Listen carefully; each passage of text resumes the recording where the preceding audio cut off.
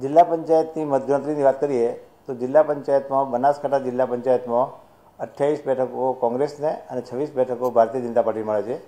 જ્યારે ખેડા જિલ્લા પંચાયતની વાત કરીએ તો ખેડા જિલ્લા પંચાયતમાં 22 બેઠકો કોંગ્રેસને, 18 બેઠકો ભારતીય જનતા પાર્ટીને અને 1 બેઠક અપક્ષને ફાળે જાય છે।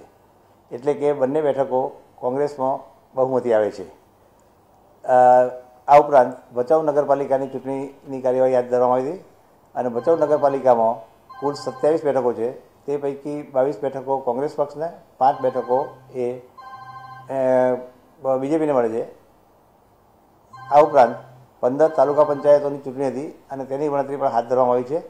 15 તાલુકા પંચાયત પૈકી 8 તાલુકા પંચાયત એ બીજેપીને ફાળે જાય છે, 5 તાલુકા પંચાયત કોંગ્રેસના ફાળે જાય છે, 1 તાલુકા પંચાયત દાંતીવાડાની જેમાં કોઈને સ્પષ્ટ બહુમતી મળતી નથી, એટલે કે ટાઈ પડે છે।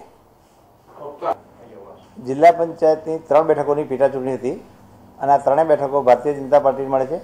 જ્યારે તાલુકા પંચાયતની કુલ 18 બેઠકો માટે પેટા ચૂંટણી હતી અને એ પેટા ચૂંટણીની મતગણતરી થતો 18 પૈકી 15 બેઠકો એ ભારતીય જનતા પાર્ટીને જાય છે, જ્યારે 3 બેઠકો એ કોંગ્રેસ પક્ષને ફાળે જાય છે।